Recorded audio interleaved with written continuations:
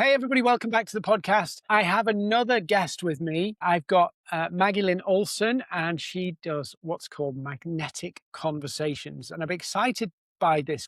We've had to kind of schedule this twice, and she's endured my rescheduling. But I think this is going to be really good because there's so much overlap between what we do. So, Maggie, thank you so much for coming on. Yeah, you're welcome. And, I totally understand. Sometimes life just throws everything at you all at once. So I totally get it. I'm also equally super excited for this conversation today. So I can't wait. Let's dive in. Yeah, cool. So, how did you get started doing what you do? Just give us a little bit of a kind of whirlwind backstory to how you've come to I help people create magnetic conversations. Well, it starts probably way back when I was a kid, when I would just kind of talk to everyone. And like I wasn't afraid to ask people questions, tell people what I was doing. And then somewhere along the line through school, kind of got a little shy. I went to college. When I was in college, I studied in Spain for 6 months and I took tons of photos over there. And while I was over there, I decided I'm going to be a photographer. This is it. I have found my calling in life. Here we go. Great. My mom, I called her from an internet cafe because it was 2006, right? So, and my mom was like, I love this. Please finish college. You have 2 semesters left. Like, just, I don't know, take a business class or something. Now, I did not take the business class, but I did take a few photography classes. I graduated, I moved into a corporate job, but I also bought a camera and started taking photos. Now, immediately I was like, I need clients. And immediately I was terrified to talk to people because I was like, oh, who is going to want to book with me? I'm 21 years old. What do I know about taking photos, right? There's people who have been doing it for years. And that's where I started to realize, and I didn't realize it was magnetic conversations, but I knew I needed to have the conversations in order to book the clients. And that's really held true over the last 20 years. Now that the photography business I started in 2007 is still around today. It's referral only. And since then, I've bought and scaled a yoga studio. I grew a yoga teacher training. I closed the yoga studio and then I moved everything online into kind of mentoring and coaching what I do today, which has brought me to magnetic conversations. And like I said, along the way, I've just been learning so much about how to connect with people, how to really ask the right questions to get the information that you need to understand, is this person a referral, a collaborator, or a client? Yeah. So I look at conversations as every conversation can be an opportunity to grow your business, whether that's a network, right? Referral, collaboration, or a client. So that's kind of that's the trail I took along the way. And you work with a lot of kind of coaches. I'm going to open a can of worms here for a minute, but I think it will be a good can of worms. I see a lot of, well, two things. First off, I think the coaching industry doesn't necessarily prepare coaches for actually the business side of coaching, getting a client, managing leads, the stuff that you need to actually have a viable business. So I want your thoughts on that. And then the second thing I want you to kind of ponder or come back on is I think a lot of coaches are afraid to sell because they think they have to do something. When actually I feel like some of the best calls are more like coaching calls. So just your take on the industry, does it really prepare coaches for actually running a business or building their business? And two, what does a sales call look like? And is it like a coaching call? Yeah, I absolutely love that you asked this question because yes, it is a can of worms. And yes, it is a can of worms that I have opened and I continue to open because I absolutely agree with you that the coaching space does not prepare you for the business side of things. And that's really why I chose to continue down the path of being a business coach or a business mentor. And I saw this same thing play out in the yoga community, in the yoga space. So when I owned the yoga studio, I took it over. It was an existing studio. I added a ton of classes and I realized I cannot be teaching 20 classes a week. This is just not suitable for me. So I had a number of people who were interested. I created a yoga teacher training. And as I was creating that training, we were allowed to talk about business for 2 hours. So 1% of a 200-hour training was spent on business. And immediately I was like, what? No, no, no.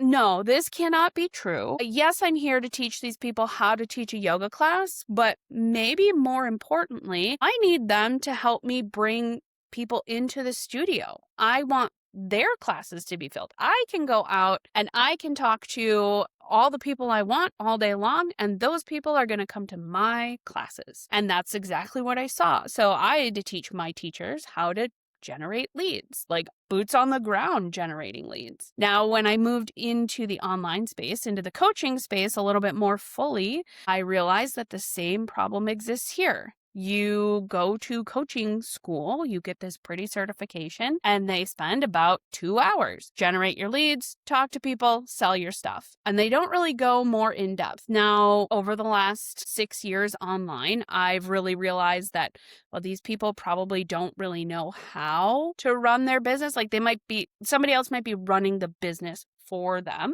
So they might just not know how, but that leaves me a huge opportunity.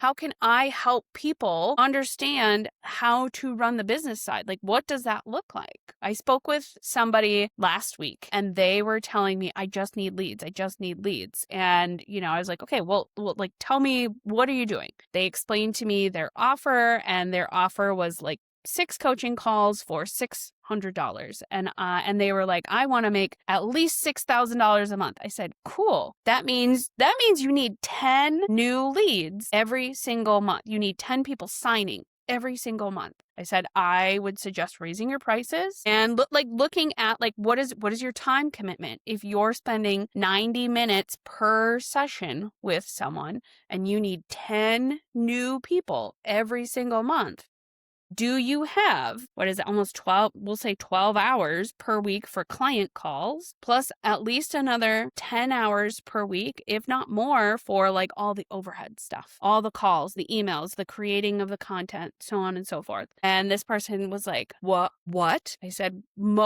for every client hour you spend face-to-face with a client, you probably have 1 to 5 hours of overhead work that you're not getting paid for. And that includes all the things: emailing, creating content, posting content, right? Like everything. And this person was like, I had no clue. They said, that's why it's important to understand your price, but to understand how many leads do you need per month in order to meet your sales goals. And that's not something I see people talking about And it's online. interesting because the better you are at the conversation bit, the less leads you need. Yes. I have a little calculator I sometimes show to my clients, and I go, right, let's just look at this from the other way around. Because they often, and you'll get this, they say things like, I only need 1 or 2 clients, assuming their pricing's right. I only need 1 or 2 clients. Okay. Well, 1 or 2 clients, if you're really good at conversation, not sales calls, conversations, that could be 4 or 5 leads. If you're really good at the conversations. If you're really good at positioning yourself and understanding your persona, that might be 10 to 15 leads. So you go 10 to 15 leads gets you 1 or 2 clients. Great. If you're good at the process and you build the skills in the process. If you're terrible at the process, how many leads do you need? Yeah. And I think that's kind of the magic question, because I think something else people don't want to realize or don't want to admit maybe is that, in the beginning, it's going to be hard. You're going to suck. Conversations are going to be hard. You're going to trip over your words. You're going to say things that you're like, that sounded really stupid. So, in the beginning, you might need 100 leads to close one client. But the thing to really remember is that the more you show up, the more you have these conversations, the more you commit to being curious with people in conversation, to just simply allowing yourself to learn and say the things, you're going to get there, right? Like, I did not refine my sales process overnight at all, right? Like, yes, I've owned my photography business for 20 years, but I will absolutely, and I've told this to many people, it took me 10 years of working in corporate and owning my business before I was ready to leave corporate, before I felt like I had a strong enough skill set and sales set to be confident in booking myself out fully in a way that I wasn't running ragged. So yes, I may have taken the longer road working both corporate and, being an entrepreneur, but at the same time, I've been very committed to refining those skills, especially as I've changed industries, right? Because I was in the photography industry, I moved into the yoga industry, and then I moved into the coaching industry. And while there's similarities in there, absolutely, but I kind of had to learn a new skill set every time I switched in order to really maximize what I'm doing. Now, the good thing is, as you learn, you grow, you bring all these things with you, and the refining process doesn't take as long, but you have to be able to be willing to show up and have the conversations in order to learn what works best for you. So it's interesting because in the coaching industry, you see this, and I'll probably get it wrong now, but you see all of these groups where it's like, I need to get my 200 hours or whatever it is of whatever supervised coaching or whatever. And people will faithfully commit to that. But to learning how to talk to a potential client, it's like, it's like they don't want to get better at that sometimes, or it Yeah. doesn't matter.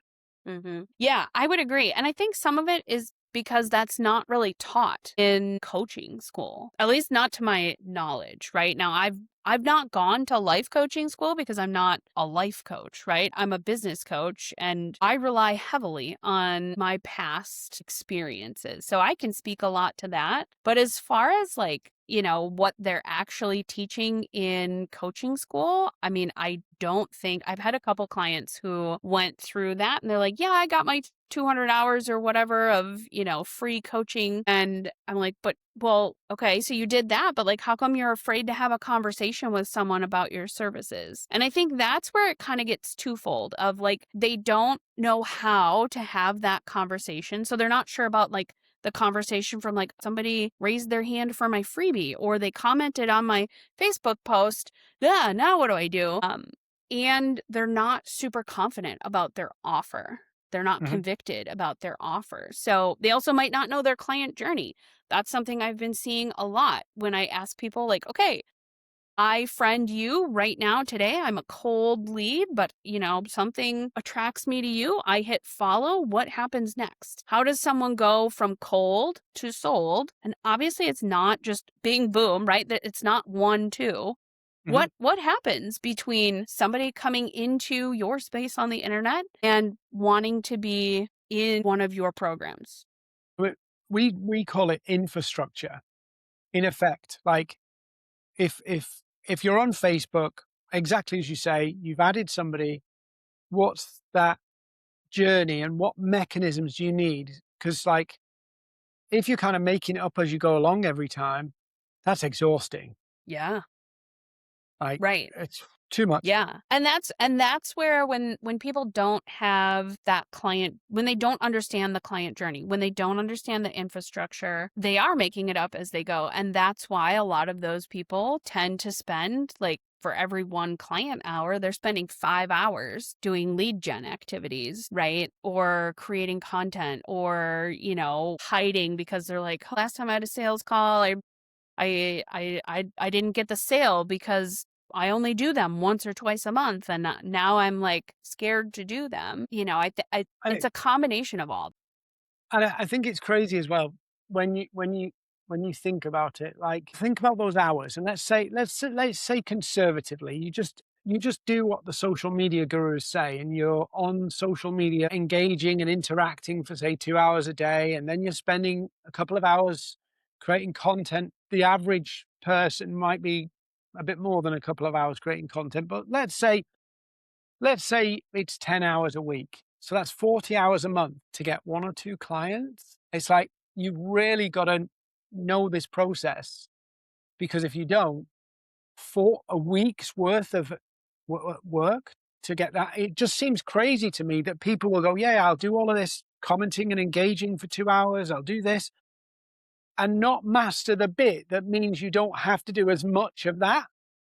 Right. Yeah. Yeah. It's amazing to, I mean, I can't tell you the amount of people who, and I use the DMs a lot. I love the DMs. It's a great place to qualify people. It's a great place to understand, hey, what does this person who just added me, what do they want? Right? Like, can I help them? Could they be a collaborator? Like, could we collaborate? Could we refer people to each other? So many people get so mad when I ask them, do you use your DMs? No, absolutely not. I never DM. And I'm like, so then how do you get people on a sales call? Yeah. How do you qualify them? No, you've just hit my little sensitive point here, right? You ready? Yeah, I am. People actually believe that they don't have a big, let's face it, most people don't have a big and highly engaged audience, right? They don't Right. have it.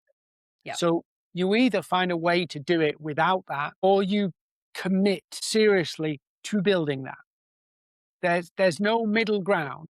And most people believe, for whatever reason, if I just post consistently, the clients will come to me. And it's like, yeah, maybe. Maybe Hmm. if you get everything right and you're in obedience with Facebook, but the easiest way is to have a conversation.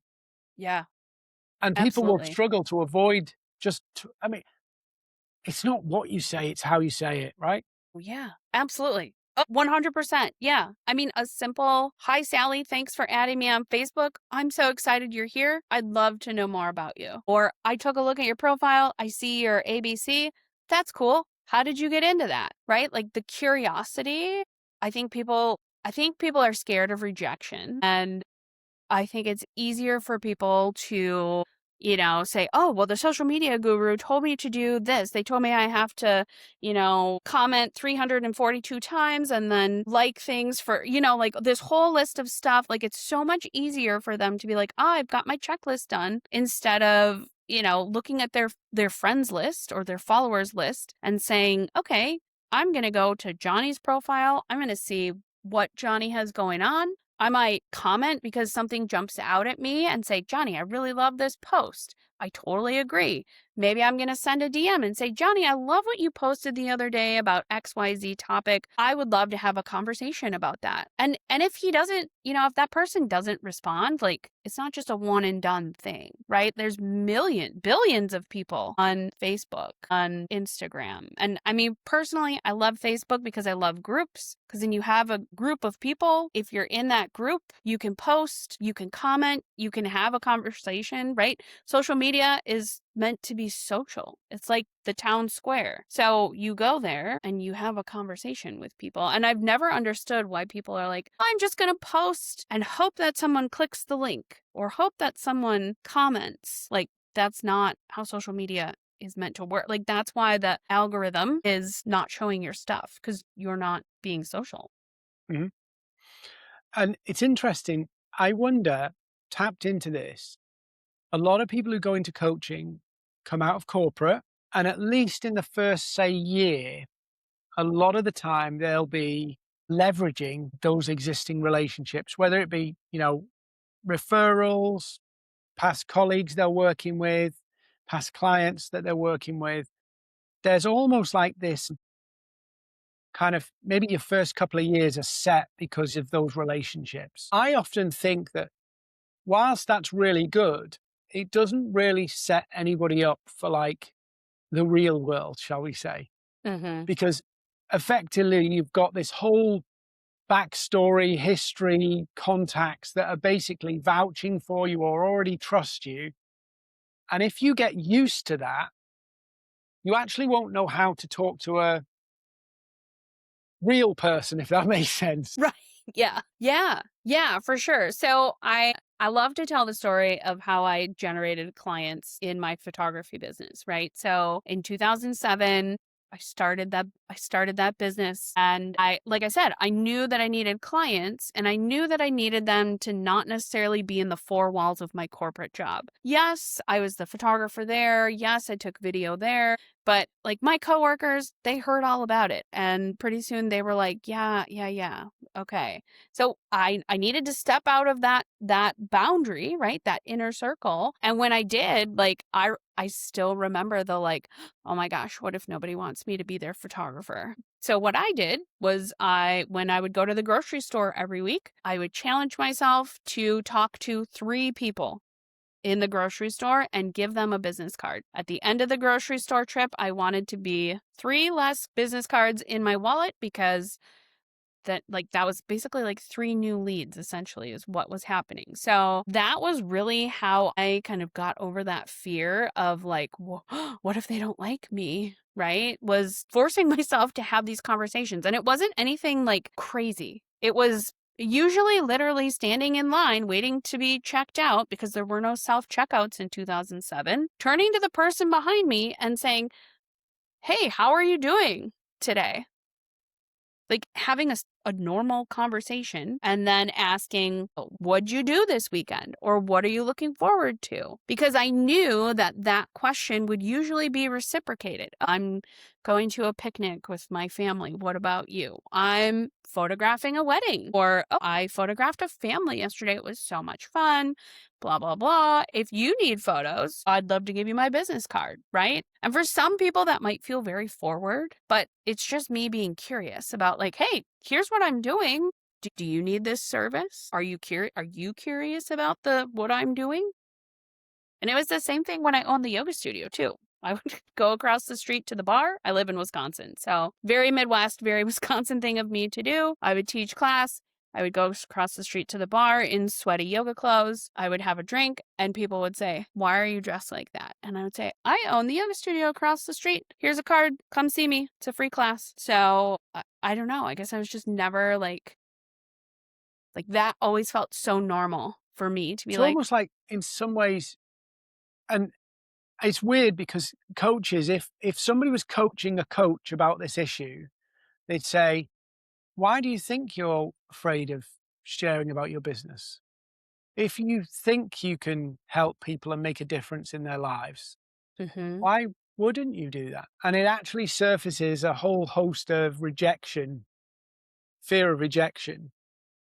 And I was thinking about when you were mentioning earlier about people being afraid of messaging versus posting content. I'm not saying it's one or the other, but often people will run to content rather than do any messaging. I thought about it and thought, well, every post you do gives you a dopamine hit because somebody likes it, somebody comments on it, and you feel appreciated. It's all, other than if you post you love Donald Trump. Well, that might work. That might work where you are, but I if you you're post right. where you love Donald Trump here, you'll get a lot of attention and Yeah. probably a lot of it won't be good. Right. But there is an affirmation, a positive affirmation from posting content, even if it's only one like. But there's always that one person didn't reply to me, and I'm going to fixate on that one person who didn't reply to me. And now I've gone to fly in the wall in their room, and they're actually throwing darts at my face. Yeah. Yes. Yeah. And I would agree with that, right? Like it's so much easier. I think it feels so much easier to post because it's so much easier to get the dopamine hit of like, oh, somebody liked my post. Oh, somebody commented, instead of like sending a message and it just kind of going off into the ether of like, will they read it? Did I say the right thing? What if they don't message me back? What if they're throwing darts at my face? What if they block me? What if they tell all their friends that they don't like me, right? There's that whole list of like, what if this happens? But also, like, what if you posted and 10 people liked your post and you went and sent all those people a message saying, "Hey, Susie, thanks so much for liking my post on XYZ topic. I'm so thankful for your engagement. Could I ask you a couple questions referring to the post?" People love to be helpful. And I think that's what we also forget Now, if those 10 people who liked the post, if 5 of them answer, cool. Have a couple of like market research type questions that align to your offer, like in the can, ready to go, where you can, just say, oh, I'm wondering if you struggle with blah, blah, blah. Let them answer. And then after 1 or 2 questions, say, I think I have some things that could help you. Would you be open to getting on a Zoom call and talking about it? And let that be, the qualifying, the way you qualify people. Again, it comes back to that client journey of like, I post, what happens after you post something? Do you comment back to the people who comment on you? That's another one that gets me. People will post something and I'll see 100 comments under there with no response from the original poster. And I'm like, those are hot. Those are like hot leads, warm and hot leads right there. You're missing out. And people are so afraid to DM, right? Where, okay, problem solved. Okay, great. Sally, I see you commented. Can I share more info to your DMs? You're asking permission. When that person says yes, cool. Green light. Go and message that person. Yeah, it doesn't have to be buy my stuff. Right. Yeah. I think as well, I've lost about, where are we now? I've lost 130 pounds in weight. Okay. I have to say in weight because obviously pounds in money here, right? But Right. 130 pounds in weight. Yeah, that's right. 130 pounds. No, 140 pounds now, Okay. right? But before I lost all the weight, I was convinced that fitness coaches would scroll Facebook and LinkedIn and look for people with double chins. And they would have this spiel, this like chat structure to basically chat you up. And the problem I had with theirs is not so much the questions, but it was very, you knew where this was going to go. It Mm-hmm. felt a bit like you're funneling me here. And I think what you're saying is just like take some of the pressure off a little bit. It doesn't have to be, I'm having a couple of questions to see if this something resonates, but it's very cool.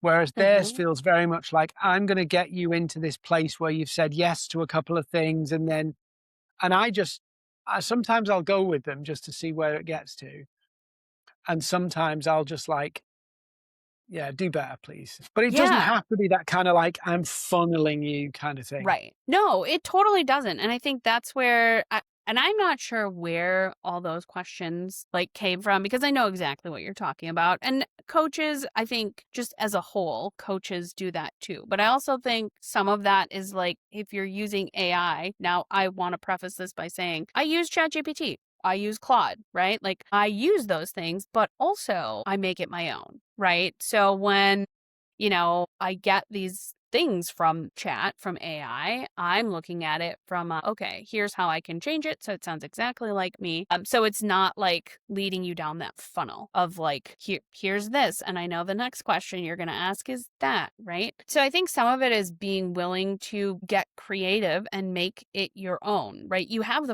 a framework. Frameworks are not hard to come by, right? There's tons of frameworks you can grab online, but you have to look at it and you have to understand, okay, when somebody does this, here's what I want to do next. And here's what I want to ask next. And, AI can be really great for giving you 10 different variations of how to ask that question in a way that doesn't feel like, oh, this is exactly what everybody else asks here, right? Like, how can you be creative in order to ask those things? And sometimes I think people are looking for such a quick fix for some of this stuff that they find the quick fix, but they don't take time to personalize it. Or yeah, or they don't understand. Like I was talking to somebody earlier, and it was like, yeah, my strategy is to add people and then send them a message, and it's like that feels very abrupt, very Yeah. salesy. Yes. Like, well, yeah, but if I send about 250 of those, I actually book a call, and I'm like, you're not going to have an account left if you keep going like that. And also the other thing about doing that kind of weird volume bit is actually you run out of people. Yeah.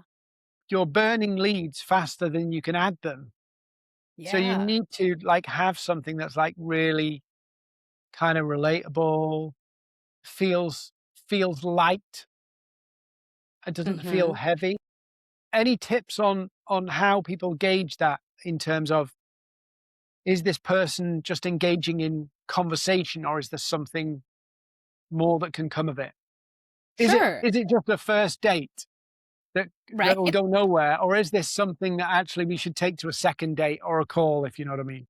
Yeah, no, for sure. And what I tell all of my clients when we're talking about this, like how many leads do I need? How many leads do I need, right? So, I do some math with them, right? If they have a $5,000 coaching offer, right? And they want one sale per month, that's probably about 100 conversations that you're starting. Now, before anyone is like 100, right? Like, I can't possibly do that. It breaks down to having about three new conversations per day. So that's starting three new every single day, which is not a lot, right? It takes 5 minutes. And that can be going through your current friends list on any platform and saying, hey, I noticed you follow me. I just wanted to let you know, here's what I'm doing. Have you ever considered working with someone who does XYZ? Do three of those every single day. And then, the next day, if someone replies, okay, now it's time to continue the conversation. That's where those qualifier questions come in. So, really, I tell my clients, you probably don't really need to be working on lead gen much more than like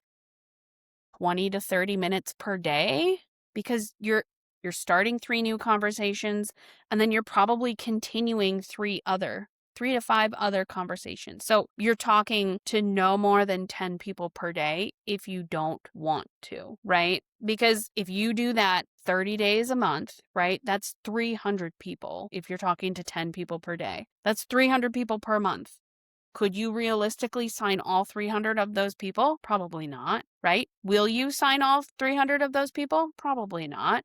But also, that gives you, if you get to a place where you're like, oh, wow, I'm really good at having conversations, at understanding where they are in my client journey, at having these conversations, qualifying these people, bringing them onto calls and closing them.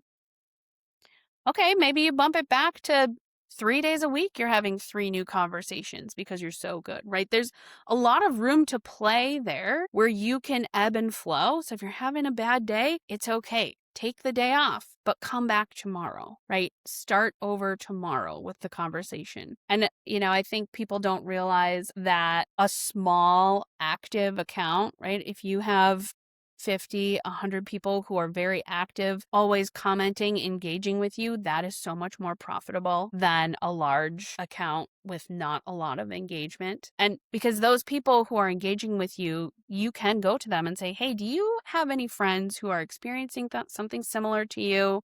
Do you think they would be a good fit? If they are, please connect them with me. I'd love to start a three-way conversation with them and hear, and connect with them. Because really, the power of community, I think, is something that people don't tap into either. Mhm. I think that, I mean, this is probably a therapy session for me, but I'll tell you something that, as a business owner, one of the things that I find the most difficult, I've got friends, but most of my friends aren't business owners. So actually being able to talk to other business owners is something I actually look for from social media. Mhm.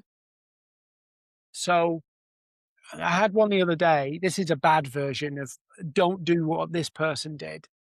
They'd been engaging with my content, and I added them because I was like, this person's engaging with me, I'd love to get to know them. And immediately after I accepted, put me in one of their little chat funnels. So what's your goal? Where do you want to be in the next 6 months? What have you? And I'm like, I just added you because Right. you were engaging with my content. Mhm. So I'm not saying do that, but I agree with you that this sense of having people, I think social media is the problem and also a solution. I mean, I think I'm just guessing here, but just by some of the dates you've said, I'm a little bit older than you, but I'm in this weird spot where I grew up with pre the internet and also experienced the internet in my formative adult years. Mhm. So I look at social media and go, I want to build relationships. Mhm. Like, I really want to build relationships. And so I think that's one of the things that we do now, that we actually look and go, who can we build relationships with? And I think it's massively, massively a missed thing that you can develop relationships that way. And a lot of people weirdly buy things from people to stay in proximity with the people they meet, their Mm. memberships, communities. It's crazy, really, isn't it? People will go, I'll join somebody's membership or join somebody's community, not because I need to learn more stuff, but because I want to be around other people like me. Mhm. It's Mhm. like classic networking, isn't it? You go to Yeah. places to meet people. Yep. Yeah, and I would agree. I mean, I definitely grew up without the internet, and then, when I was in high school, like, the early 2000s when the internet exploded, and just like in the last 26 years, things have changed so much as far as technology goes. So, I think you're right. I think there are a whole bunch of people out there who are like, I want to build relationships on social media. And then there are other people out there who are like, why? When you can just sell. And it's like, and I think there's a place for both. But I think in the coaching industry, there's also this weird, and I know we touched on it a little bit before, of like, you have to be willing to also sell. You can't just be the nice person who just offers everything for free or not talk about your offers or what you do. Because I definitely got stuck in that trap. I closed the yoga studio and I was like, and nobody tells you when you close a business, like all of the emotions that you feel. And I was 1,000,000% unprepared for that to happen. I was also postpartum, and like it was a lot to deal with. But it took me almost a year to like say, oh, this is what I do online, because I was so afraid that people would be like, oh my gosh, you were a photographer and then you owned a yoga studio and then you did yoga teacher training and now you're doing this. I can't believe that. And you worked in corporate and you quit. I can't believe you would do that. So like I was afraid of what people would think. And then, I mean, to get past that, quite honestly, I forced myself to go live every single day for an entire month and just talk about my business and talk about what I was doing. And about halfway through, I was like, okay, now I'm getting excited to do this. I like doing this. I like telling people how I can help them. Even if nobody was commenting, even if nobody was liking, I was still, like out there, like showing up for myself. So I created self trust, right? And that then allowed me to really kind of create trust so others could trust Mhm. me that I was going to show up and do what I said I'm going to do. I think something you said there is, and it's like conviction. Hmm. If Yeah. you like, it's massive. Like, do you believe in what you're doing? Hmm. Like, because if you do, like, that shows, that really does come through, or it doesn't. Like, you either believe in what you do or you don't. And I came from a very super religious background. So, like, proper, I think we call them here happy clappers, but proper Pentecostal, big, thick Okay. Bible, Uh huh. right? And we were always taught, like, you have to help other people become Christians because this will change their lives. It will save them, right? So Hmm. I grew up with, we've got to save the world. I have to do my bit to save the world. It's my responsibility to tell people because I know that they need this. And that was, I did all sorts of things, street preaching, dramas in the street. The girls in the youth group did the dancing in the street. We did everything, Wow. right? Because we believed this would Hmm. change their lives. This would save their lives. And okay, we're not literally in the same scenario of, saving them from heaven or hell, all that kind of stuff. But if we believe we can make a difference to their life in some way, we have to believe it. We have to show some conviction and we have to talk about it. Hmm. We have to literally go, I think I can help you. You don't have to be here. Right. Yeah. Yeah. I would absolutely agree. In fact, I had a business coach who said to me, if you can't be convicted about your offer, you need a new offer. And that has always stuck with me. And at the time when they told me that, I was a little mad because I was like, I just created this offer that sounds amazing. And the coach was like, yeah, but do you believe it?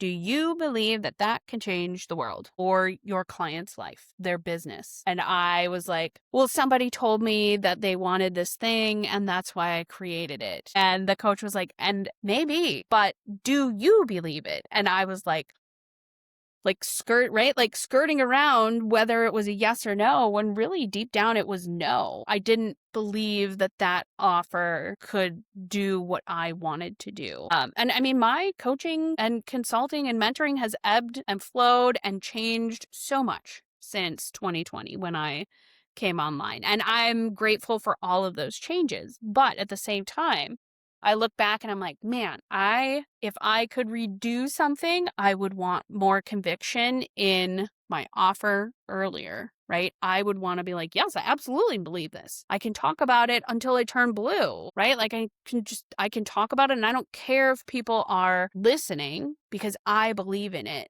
so much. And I do ask my clients that, like, is this on a scale of 1 to 10, how much do you love your offer? Would you buy your own offer? Because if you wouldn't buy it, how are you going to sell it, right? If you think about people who are creating UGC content, right? Selling for other brands, the people who are the most successful are the people who are like, I love these Post-its. They're the best thing ever. I use them every single day, right? They are convicted about that thing that they're selling. So I mean, for anyone who's listening, if you don't feel like yes, this is it, Mhm.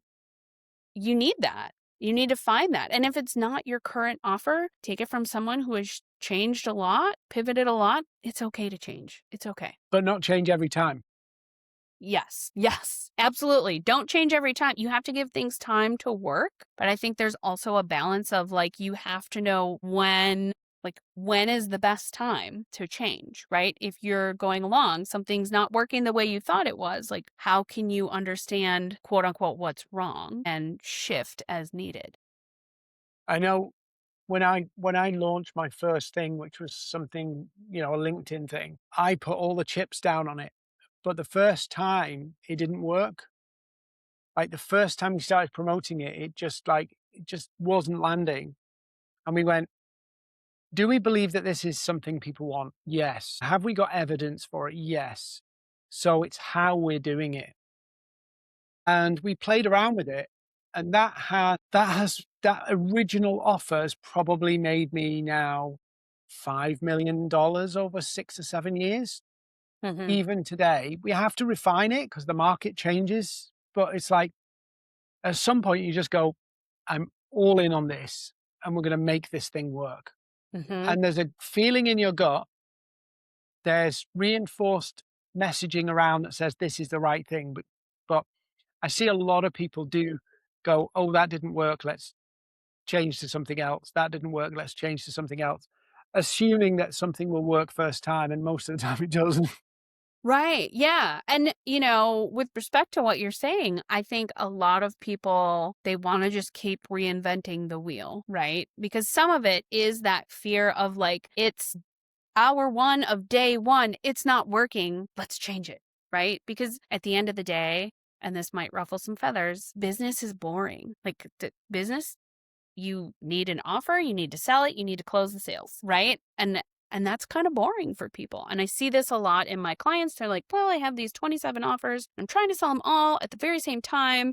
And I'm like, what would happen if you went all in on one of those offers for the next 3 months, for the next 6 months, for the next year? Like, what you have to give it time to work because you need to understand the nuances within that offer and the system and how you're selling it and the tweaks you can make as you sell it. Because is it going to work day one, hour one, minute one? No, probably not, right? Especially if you're brand new. So you have to give it time to work. And when people work with me, I make them, they decide the day they come in, okay, what is the one offer you're working with for at least the next 6 weeks? Because you need to have a base here. We have to have something to build data off of so that we understand who's in your network, how are you messaging them, what does that look like? And I think this is all stuff that they don't really talk about in coaching school. I don't even see a ton of, and granted, I probably don't follow a ton of business coaches, but I don't really see business coaches talking about it either. No. It feels very shiny. It's almost like the market has adapted to, let's sell another shiny object and then another see this with AI right now. No, no, no, it's not that tool now. No, no, it's this tool. No, no, no, it's this tool. No. Yeah. And it's like everybody's moving around because, well, a lot of the gurus are moving around because it's the next thing, and they just move from thing to thing to thing. But for most of us, we just do the same thing over and over and over again. Hmm. Which leads me to my second to last question. So what is it you do right now? How are you helping people? What does that look like so that everybody can figure out whether it's a fit for them? Yeah. So right now, I offer a free offer audit, which is a 30-minute call with me, and we talk all about your offers. Basically, what are you doing? Like, what does it look like? How have you been selling it? Like, all of that, and on that call is really where I will tell you, like, yes, I think I could work with you, or no, I think you're good to go, right? Like it's usually one of those two things. And then after that, a lot of people will either book in a paid for strategy call with me, which is 90 minutes to 2 hours. And we go through everything for that offer that you shared with me or whatever offer you're working on. And we create a 90-day roadmap for you to go and follow and like generate leads, bring people in, understand the sales process, understand your client journey if you don't have one. So that's probably the next step after the offer audit is that strategy call. And then I do have 6 and 12 month one-on-one options to work with me. But quite honestly, most people, that strategy call is just a really great way for them to get a roadmap, to understand what they can do. And then it's all about executing, right? You have this playbook, this Bible that you're following. And, I've had people come back and ask questions or book in another strategy call. But quite honestly, most people, that strategy call is a great way for them to get a step up to their next thing so that, in 6 or 12 months, they're ready to work one-on-one to kind of build out their offer suite. So that's kind of where people go when they work with me. Awesome. Awesome. And Maggie, where's the best place to find you? I think I already know the answer to this, but Yeah, you can find me on Facebook, Maggie Lynn Olson, Olson. I'm also on Instagram, but quite honestly, I'm much more active on Facebook. And then I have two podcasts now, actually. I have the Chaos to Clarity podcast, which is my solo podcast where I talk all about business, all about, just things that I'm doing, things that I've been helping people with, all of that. And then I have a new podcast where I do all of my interviewing now. So I used to do interviews on Chaos to Clarity, but I created a new space called Built to Scale. And on there, I interview other entrepreneurs. We talk all about how they've scaled, how they've built, all the things that they've done. And then I get a little bit more into systems on Built to Scale. So, awesome. yeah. So send me those links to the podcast and your Facebook. We'll put it in the description of the podcast when it goes out. But do, guys, go check out this because, you know, everybody says when you start a business, the best way to grow it is to just have more conversations. Everything comes out of a conversation. Lead gen, content marketing, social media is just a means to a conversation. And if you're a small business owner, you need to find the most efficient way to have those conversations. So fully on board with what Maggie's talking about here. So Maggie, thank you for coming on. This has been awesome. Really appreciate you taking the time out and coping with me having to reschedule twice. So thank you for coming on. Yeah, you're welcome. Thanks so much for having me.